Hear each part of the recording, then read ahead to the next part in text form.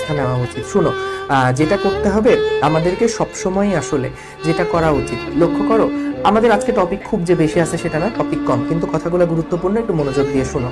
তুমি দেখবা যখন যে কোনো একটা পজিশনে যাবা, ধরো এখন তোমরা কেবল ইন্টারে পড়তেছো, 2 দিন পরে কলেজের ক্লাস শুরু হবে, তারপরে ভার্সিটিতে উঠবা, সেখানে ক্লাস শুরু হবে, তারপর একটা চাকরি বাকরিতে ঢুকবা বা নিজের একটা কিছু শুরু করবা। একটা মাইন্ডসেট সবসময় নিজের মধ্যে রাখ, সেটা হচ্ছে যে দেখো তুমি যেই জিনিসগুলাকে কন্ট্রোল করতে পারো না সেই জিনিসের উপরে ফোকাস রাখা যাবে না। যেমন ধরো 2টা সার্কেল আছে, বুঝছো? একটা সার্কেলকে আমরা বলি সার্কেল অফ ইনফ্লুয়েন্স, আর একটা সার্কেলকে আমরা বলি circle of concern. Circle of influence জিনিসটা কি, যে তুমি আসলে কতটুকুকে ইনফ্লুয়েন্স করতে পারো। যেমন আমি একটা এক্সাম্পল দিই, ধরো তুমি হচ্ছে এই আজকে অ্যাপের সমস্যা হয়েছে, এখন এই অ্যাপের সমস্যা, এই সমস্যাটা কিন্তু সার্কেল অফ ইনফ্লুয়েন্স না, সার্কেল অফ কনসার্ন। যে বিষয়টা এরকম যে হ্যাঁ ভাই অ্যাপের সমস্যা হয়েছে, ঠিক আছে, এটা কি আমার নিজের কোনো প্রভাব খাটায় আমি নিজে কি অ্যাপটা ঠিক করতে পারবো, বা আমার কি আসলে ক্ষমতা আছে আমার নিজে গিয়ে ইঞ্জিনিয়ারিং করে অ্যাপটা ঠিক করে ফেলার? নাই। তাহলে আমি ওইটা নিয়ে চিন্তা বাদ, আমাকে কি নিয়ে চিন্তা করতে হবে? আমার সার্কেল অফ ইনফ্লুয়েন্স নিয়ে, যে আমি আসলে এই পরিস্থিতির সাথে কি করে মানায় নিতে পারি বা অ্যাডাপ্ট করতে পারি, বা আমি কি করে এখান থেকে বেস্ট আউটকামটা নিতে পারি। এই সার্কেল অফ ইনফ্লুয়েন্সটা নিয়ে তুমি যখন চিন্তা করবা, তখন তোমার মধ্যে আসলে তুমি একটা ওই সাকসেসফুল মানুষগুলার মধ্যে যে মাইন্ডসেট থাকে সেই মাইন্ডসেটটা অর্জন করতে পারবা। কিন্তু যদি সবসময় তুমি কমপ্লেইন করতে থাকো যে ভাই আমার আব্বু আমাকে বাইরে প্রাইভেট পড়াতে পারে না, আমার একটা সুন্দর মোবাইল নাই, আমার কাছে আইফোন 13 ম্যাক্স প্রো নাই, বা আমার হচ্ছে ওই লিমিটেশন আছে, এই লিমিটেশন আছে, আজকে অ্যাপ সমস্যা হয়েছে, হাবিজাবি আজকে এই জন্য পড়তে পারি নাই, এই জিনিসগুলা নিয়ে তুমি যদি চিন্তা করতে থাকো যেগুলার উপরে তোমার কোনো কন্ট্রোল নাই, তাহলে তুমি দিন শেষে দেখবা তোমার কোনো ইমপ্রুভমেন্ট হচ্ছে না।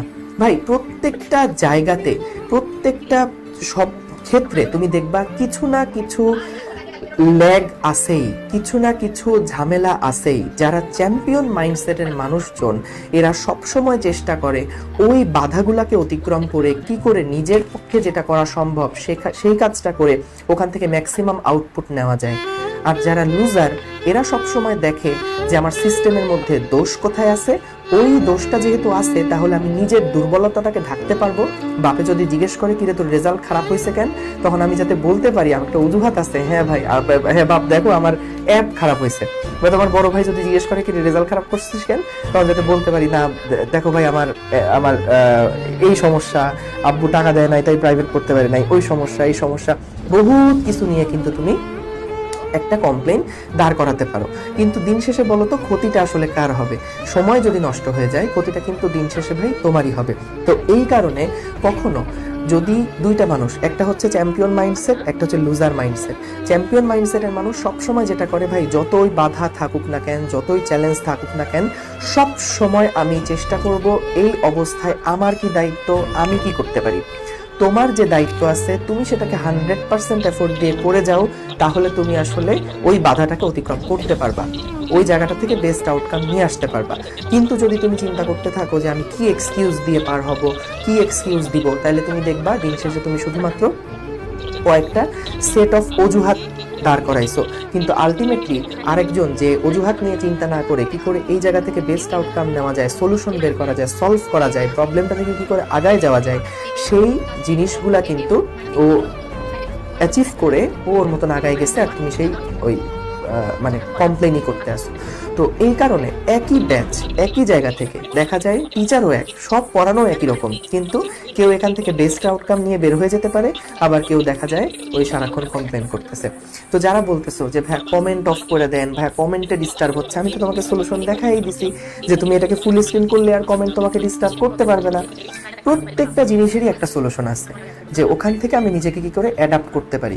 সো তাহলে তুমি কিন্তু বুঝতে পারবা যে আসলে নিজেকে কি করে কন্ট্রোল করা যায় বা ওখান থেকে বেস্ট আউটকাম নেওয়া যায়। ঠিক আছে, ওকে। হ্যাঁ, এরকম হতেই পারে যে হ্যাঁ তুমি এতদিন ধরে হয়তো বা চিন্তা করে আসছো, যে অজুহাত নিয়ে চিন্তা করছো, নিজে হয়তো ভাবেও নাই, অনেক কমপ্লেন করছো কিন্তু নিজে হয়তো ভাবও নাই, কিন্তু এখন থেকে প্রমিস করো যে না ঠিক আছে, আমরা এখন থেকে সবসময় চিন্তা করব যে এই অবস্থাতে আমি এখন যে পজিশনের মধ্যে পড়ছি এই অবস্থাতে আমার কি করার আছে সেটা আগে চিন্তা করব, ওই কাজটা কইরা নিয়ে তারপরে গিয়ে আমি কমপ্লেন টমপ্লেন যা করার তাই করতে থাকবো। কিন্তু কোনোভাবে যাতে করে আমাকে আউটসাইডের কেউ আমার কোনো কাজে বা আমার কোনো প্রোগ্রেসে যাতে করে বাধা দাঁড় করাতে না পারে, এটা মাথায় রেখে সবসময় নিজের কাজটা যতটা সম্ভব চালায় যাবা। কমপ্লেন তো থাকবেই, কমপ্লেন করতেই হবে, পুরো শিক্ষা ব্যবস্থার মধ্যেই তো কমপ্লেনে ভরপুর। তুমি কমপ্লেন করতে থাকলে তো নিজে আগাইতে পারবে না। এখন আমি যদি বসে বসে কমপ্লেন করতাম যে ভাই এই আমাদের শিক্ষা ব্যবস্থা খারাপ, এইগুলা পড়া হয় না, হেন না তেন না, তাহলে কিন্তু আমার কথা আজকে কেউ শুনতো না, ধরো তোমরাও আমার কথা শুনতে না। কিন্তু দেখা গেছে যে না, যারা পড়াশোনা করে গেছে তারা কিন্তু আলটিমেটলি একটা সময় হয়তো হবে যে যারা তোমরা এখন কমপ্লেন করতেছো, তোমরা ধরো এমন একটা পর্যায়ে নিজেদেরকে নিয়ে গেলা, তারপরে গিয়ে তুমি সিস্টেম চেঞ্জ করে ফেললা, তুমি যেটা ভালো বুঝতেছো সেই জিনিসটা করলা, ঠিক আছে? কিন্তু এটা করা যাবে না। ওকে, কিছু কিছু পোলাপান আছে এরা আবার নিজেদেরকে বেশি স্মার্ট প্রকাশ করাইতে চায়। যে কথাগুলা বলতেছি এই কথাগুলা খুবই গুরুত্বপূর্ণ। তো এই কথাগুলা তুমি হয়তো পড়ানো ভাই অনেক জায়গায় পাবা, এখন ইউটিউবে প্রচুর পড়ানোর জায়গা আছে, ফ্রি কন্টেন্টের অভাব নাই, পড়ানো অনেক জায়গায় থাকবে। কিন্তু যে কথাগুলা বলবো এই কথাগুলাই তোমাকে বেশি, এখান থেকে তুমি আউটকামটা নিতে পারবে। আমার যে টিচার ছিল, এই টিচারের গল্প আরেকদিন করবো না, কারণ এত ধৈর্য হয়তো হবে না।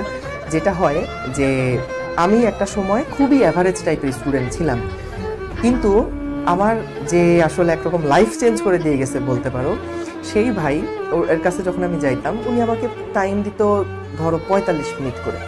সে 45 মিনিটের মধ্যে 30 মিনিট উনি গল্প করতো আর 15 মিনিট পড়াইতো। ভাই বিশ্বাস করো, ওই 30 মিনিটের এক একটা গল্প আমার লাইফ চেঞ্জ করে দিয়েছে। তো পড়ানো তো আসলে হবেই। আমার কাছে পড়বা কতক্ষণ? সপ্তাহে 1.5 ঘন্টা 1.5 ঘন্টা করে 4.5 ঘন্টা। আর তুমি বাসায় সময় কাটাবা কতক্ষণ? এই 4.5 ঘন্টা বাদ দিয়ে বাকি সময়টা তুমি বাসায় কাটাবা। তো তাহলে কেমন হয় যে এই ক্লাস থেকে এমন একটা কিছু তুমি নিলা, যেই জিনিসগুলো নেওয়ার পরে তুমি বাকি সপ্তাহের অন্য সময়গুলাও একদম ইফেক্টিভলি যদি কাজে লাগাতে পারো, সেটাই বরং বেস্ট না? যেমন আমার যে ভাই, উনি যেমন তোমার 30 মিনিট গল্প করতো, কিন্তু ওই গল্পের ইফেক্ট আমার সারা দিন 2-3 দিন ধরে থাকতো। তো তাহলে ওই গল্পের চোটে আমি ওই মোটিভেশনে দেখা যেতাম যে নিজের থেকে পড়তেছি, নিজের থেকেই অনেক বেশি অ্যাটেন্টিভ থাকতাম, নিজের থেকেই পড়তাম। তো এই জিনিসগুলোই তো বেশি গুরুত্বপূর্ণ, তাই না? তো বেশি স্মার্ট সাজার দরকার নাই বস, যে হ্যাঁ ভাই পড়ানো শুরু করেন, আমি বুঝতেছি কোন সময় পড়াতে হবে, কোন সময় গল্প করতে হবে, রাইট? ওকে।